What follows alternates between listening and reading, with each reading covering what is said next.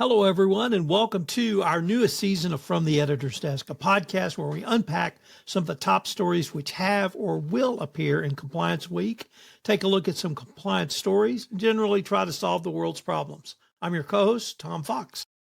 And I'm Aaron Nicodemus, Editor-in-Chief of Compliance Week. Tom, thanks for having me on the show. So, Aaron, pretty significant number of stories in October. What were some of the highlights for you? Yeah, so I've spoken about this case study that we did on Lafarge and on anti-bribery, with the issues being that the cartel activity in Mexico and other places are creating new touch points for corporations to potentially bribe foreign terrorist organizations. And so the case study was about foreign terrorist organizations being paid bribes by a French multinational in Syria. But the lessons are, now that so many cartels in Mexico and Venezuela and Central America are being designated as foreign terrorist organizations by the U.S. government, companies doing business in those places need to understand that what could be a mistake, a simple oversight in paying bribes to cartels or cartel affiliated organizations in those places, previously would have been overlooked or perhaps even cast aside as not being important. Now those bribes and those material support of terrorist groups are front and center as a potential real problem for corporations. And it really was a great series.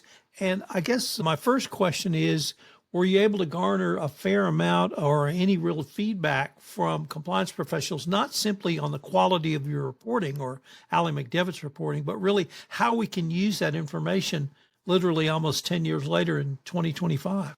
Yeah, see, that's the thing that we are pushing forward on this. So Ally is continuing to work on stories both on how Wholesome, which was the company that purchased Lafarge, found the malfeasance and cleaned it up.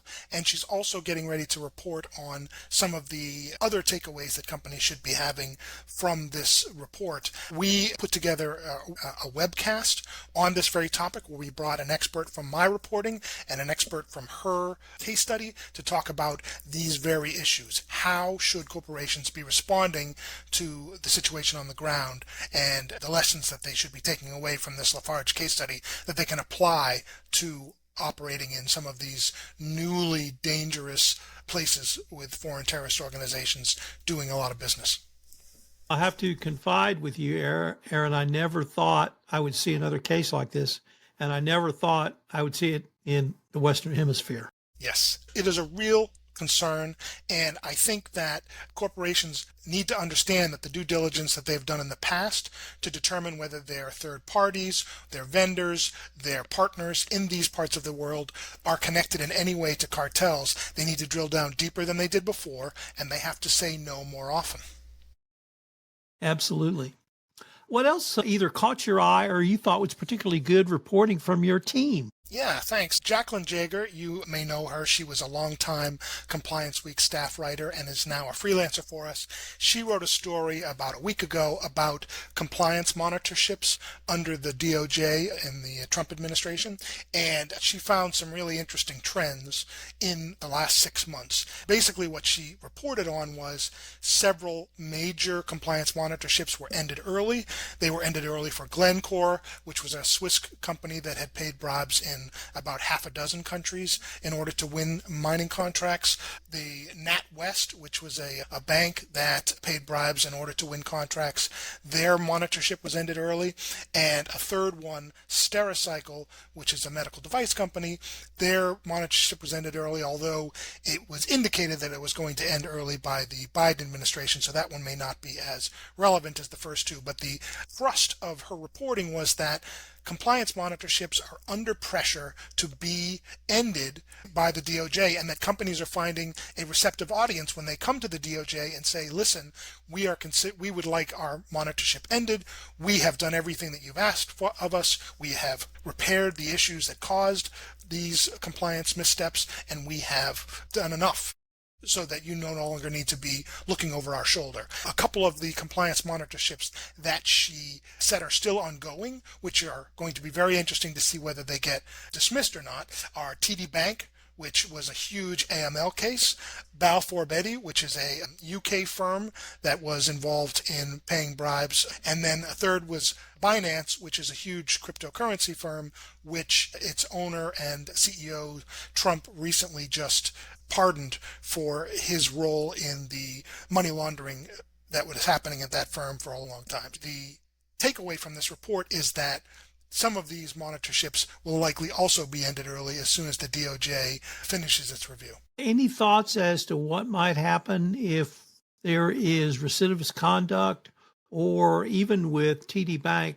which really had a pervasive culture, which not only allowed but even facilitated the money laundering? Yeah, that's a really interesting question to ask, Tom, because it's unclear, right? So when I went to a fellows meeting, the ECI, which is a group that was purchased by Compliance Week's owner earlier this year, I went to a fellows meeting, which is a group of high-level compliance officers who get together and talk about issues in their field. And Todd Blanche, the assistant DOJ, he's basically the second in command under Pam Bondi, spoke to that audience. And what he told them was the DOJ is no longer, or does not want to be in the business any longer, of watching over your shoulder, right?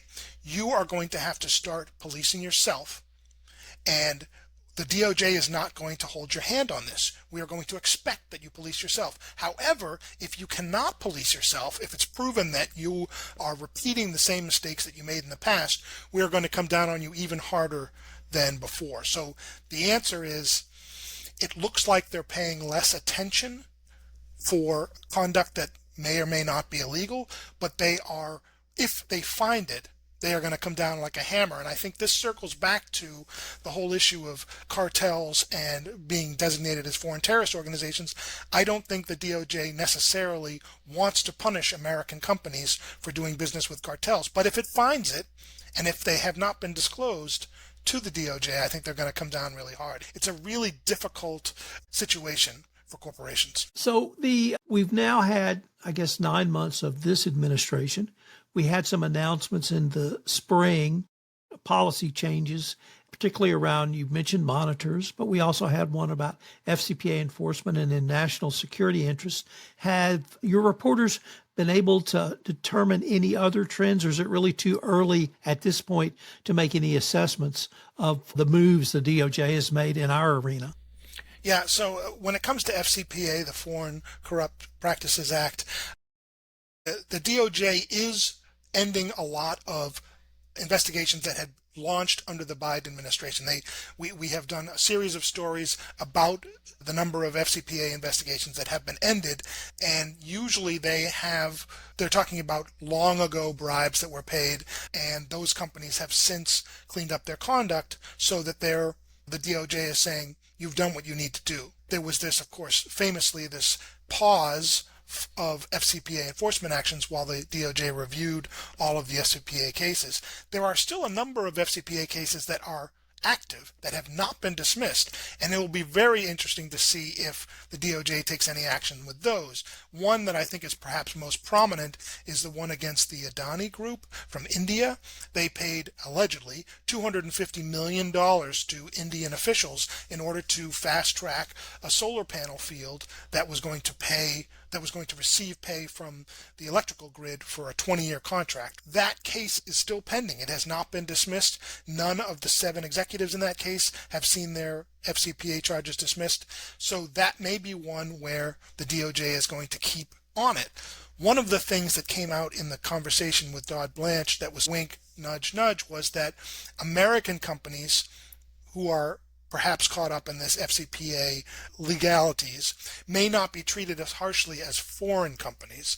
And Adani Group being a foreign company, they may not get the same leeway that an American company would under this administration. And I wanted to shout out to one of your articles by Neil Hodge, the title of which is Employee Use of Shadow AI Poses Significant Risk for Companies. It is definitely a non-Tom Fox AI article, but I really enjoyed it because it spoke to a risk.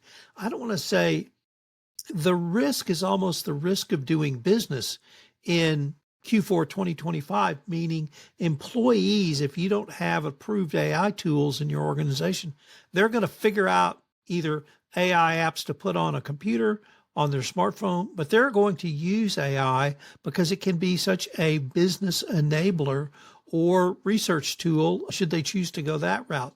Anything around that article that really struck you as a risk that compliance officers need to really think about? Yeah, so there are two things from this. One is that the reason that employees are using the tools is because they're effective, right? And they're able to save them work. They're able to get a first draft of a report, or they're able to do research that they wouldn't be able to do as quickly without AI. So they're seeing the advantages. And so companies that are not using AI or who have not established AI governance policies are going to find themselves falling behind their competitors. That's business 101, right? So what they need to do is get ahead of the problem, right? Find out the tools that their employees are using, find out why they're using them, and then set up policies that will set up rules that will allow the employees to use these tools in a safe and effective way. At Compliance Week, we are using ChatGPT, but it is an internal ChatGPT. It is not external. It does not allow our data to spread out into the world. It's contained. That's one of the guardrails that we've set up. The second thing that I have continue to worry about with shadow AI is if you're a company that has many vendors, right? Your vendors may be layering in AI tools in the services that they provide to you without telling you. And your data may become at risk, maybe getting into the AI tools, and then it gets closer to being lost or misused, and you don't even know that your data is at risk because the third parties that you're doing business with aren't telling you that they're using these AI tools. So that's another area where I've actually asked Neil to dig in deeper. I'd like to learn a little bit more about it. You can use that information as well. Exactly. Aaron, could I turn to maybe things that you have anticipating in November, or any stories you and or your team are working on that you might want to highlight for us? Yeah, so the first, I spoke about this on our last conversation, but first week of November, we will be issuing the Inside the Mind of the CCO survey with 30 or so questions trying to get at what is keeping compliance officers up at night, and questions about how they're doing business and what are some of the big issues that they see affecting their business in 2025. So we're looking to launch that survey in November and wrap it up in December, and then report on the results after that. So that's always a big part of our reporting, and we're really looking forward to pushing that out. Anything, any of the stories you might be able to tease that any of your reporters or other staff are working on? So one of the stories that we're getting ready to report on later on in the month of November and into December is sort of looking back on the entire year, our biggest compliance fails and biggest compliance triumphs. And already there are a couple of good candidates for compliance fails of the year. We're still assessing as to what we think the top five are, but certainly there's several that we think probably merit discussion. And the reason that we write these stories is not to embarrass the companies that made the mistakes. That is sometimes criticism that we get about writing these. No, what we're doing is trying to explain the thinking that went on that led to the mistakes, and then also allowing companies to understand, are these same scenarios, are these same risks possible in our company, and is there something that we should be doing to avoid making the same mistake as the company that landed in compliance fails of the year?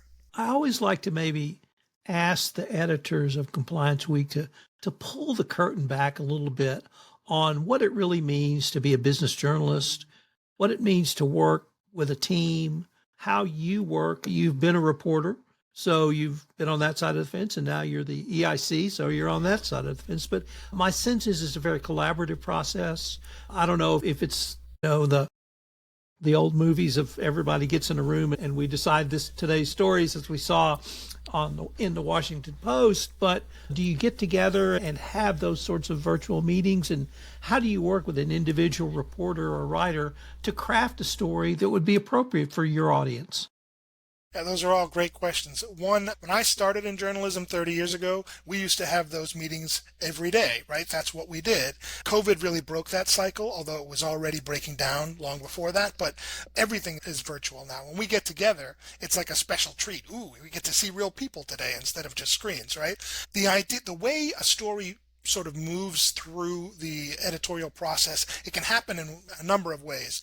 One is we can see something that's being reported in another outlet, and we understand that the reporter from that outlet is talking to a general audience. But Compliance Week is speaking specifically to compliance officers, risk professionals, internal auditors. And so we take that news and we say, what does this mean to compliance officers? So sometimes we're finding other reporting in other respected newspapers and online publications and turning it around and figuring out this is what the compliance story is in that news. Another way that we do it is we have regular conversations with Compliance Week subscribers, with compliance officers, and we listen to them tell us, hey, this issue, I'm really struggling with it.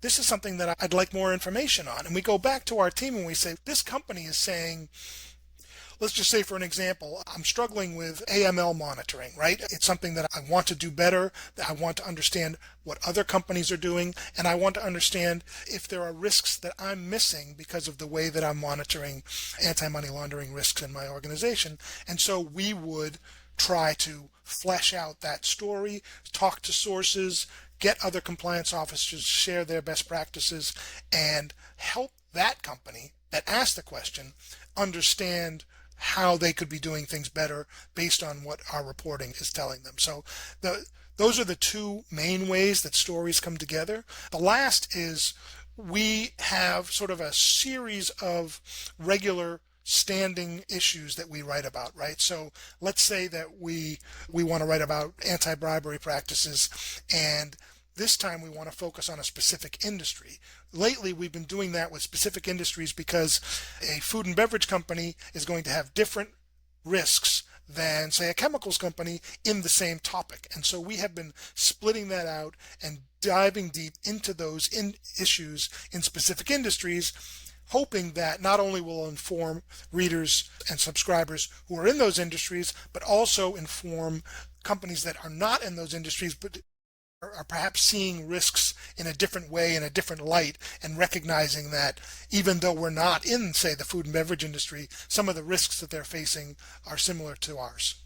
You've got a couple of webinars coming up I wanted to highlight, and I recognize they're with partners, but the Career Forum, I really wanted to highlight that one because frankly, I don't think that's an area that we really talk about enough in terms of webinars or other similar events. Could you maybe give a little teaser on the Career Forum and how a compliance officer, really anyone, could use that forum?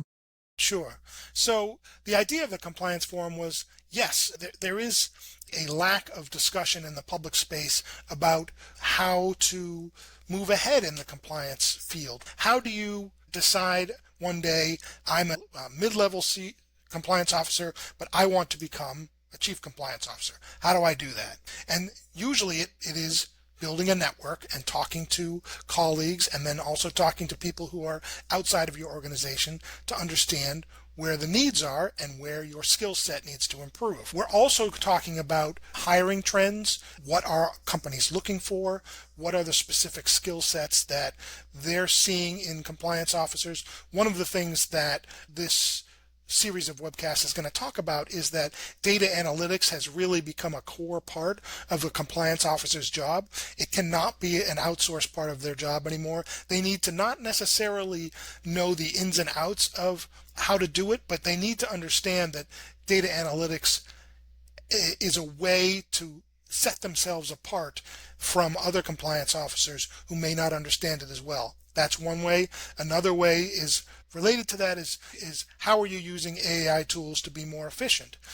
A compliance officer who is not using AI tools very efficiently may find themselves being a little less competitive if they're looking to move up in their profession.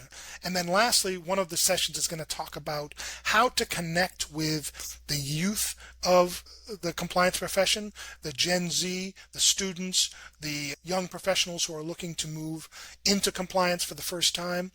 How do you get them not only to understand what compliance is, but to understand how they might fit, how their skills might fit into the compliance career path? And that is hopefully one of the sessions that will bring in a little bit more understanding of from our readership, which is more experienced, to the Gen Z who are coming up in the field as to how they might find their way and be successful. You've got another webinar I'd really like to highlight because we talked about the subject matter several times already in this podcast. And that webinar is entitled Unpacking the Lafarge Case Study, Lessons for Multinationals Operating in High-Risk Environments. And I'm, of course, thrilled because it puts Allie front and center, as well as yourself. But you've got two subject matter experts who I know I've interviewed. I know them well enough to have interviewed them, so I know they're excellent. And I was wondering if you could say a few words about this webinar, which will be on November 4th. Sure. So it goes back to a couple of things that we were talking about, which is taking the lessons learned from the Lafarge case study about a company that paid bribes to a foreign terrorist organization, provided material support, and the penalties that they suffered, and how those penalties could now happen again. It's sort of like a new day for this. And one of the things that Jeremy Painter, who's one of the panelists, told me about was the Treasury Department is issuing warnings about certain parts of Mexico. It has said or certain pieces of infrastructure. It has said, for example, that the Manzanillo port, which is the largest deepwater port in Mexico, is effectively controlled by one of the cartels. That is scary stuff for someone who may be just having their materials pass through the port. They do not know if any of their employees or any of their materials that are passing through are somehow aiding and abetting the cartel that runs that port. Another thing that Jeremy told me was that there are streets and bridges and other infrastructure in Mexico that you have to pay a toll to the cartel that controls it, right? And if you need to get from one point A to point B and you need to go on that road or over that bridge, you're paying that bribe effectively. And that is, again, it used to just be the cost of doing business, but in today's environment, it is a much higher risk for potential enforcement action from this DOJ. And I'd like to end by asking if you can just say a few words about the upcoming conference entitled The Leading Edge, Ethics and Compliance in the Age of AI. Yeah, you write a lot about artificial intelligence, Tom, and so I don't need to tell you how effective this tool could be. What this conference is attempting to do is provide compliance officers with real understanding of the tools that are out there and the potential use cases that they may be considering, or they may have thought about, or that they may be thinking of employing in the next weeks and months. So the idea of this conference is really providing actionable insight for compliance officers on how AI could make improvements to your workflow, how it could help you reduce manual processes, and how it could basically be a tool that makes your compliance program more efficient, so you're spending less time on the low-level tasks and more time on the high-level tasks that make compliance a valuable part of any organization. Aaron, unfortunately, we're near the end of our time, but I wanted to ask, were there any stories that I didn't ask you about that you wanted to highlight, or really any of your team?